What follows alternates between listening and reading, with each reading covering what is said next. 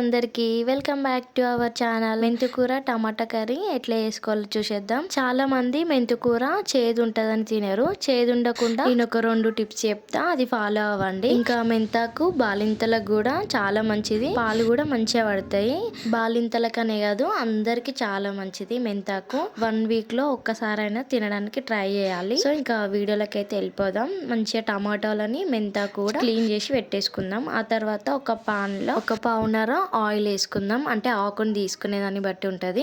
Oil heat ఎక్కిన తర్వాత జీలకర్ర, ఎల్లిపాయలు, ఎండుమిర్చి, అల్లం వెల్లి పేస్ట్ వేసుకున్నా సరే ఎల్లిపాయలు ఇట్లా సగంకి కట్ చేసి వేసుకోవాలి. ఒక 5-6 సూపర్ టేస్ట్ ఉంటది. ఆ తర్వాత పచ్చిమిర్చి, ఆనియన్, అల్లం వెల్లి పేస్ట్, పసుపు వేసి మంచిగా కలిపేసుకోండి.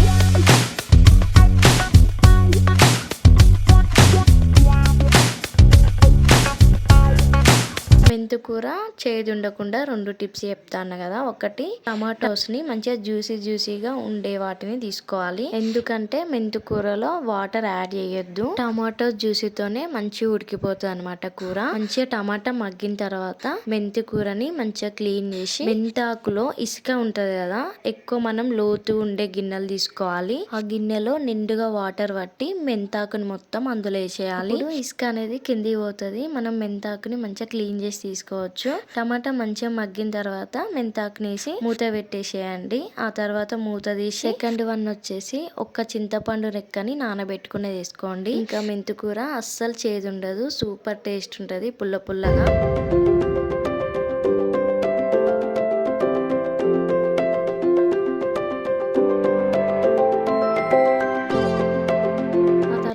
ఒక 1.5 స్పూన్ కారము, 1 స్పూన్ సాల్ట్, కొంచెం ధనియాల పొడి వేసుకొని మంచిగా కలిపేసుకోండి. కారము, ఉప్పు వేసుకున్న తర్వాత కొద్దిసేపు ఉడికించుకుంటే సరిపోతుంది. అంటే ఆయిల్ పైకి తేలేంత వరకు.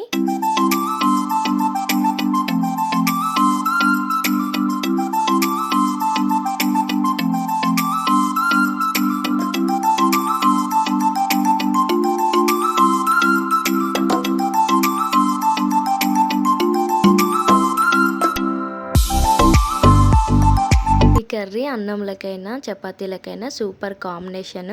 వీడియో నచ్చితే తప్పకుండా సబ్స్క్రైబ్ చేసుకొని లైక్ చేయండి, షేర్ చేయండి, కామెంట్ చేయండి.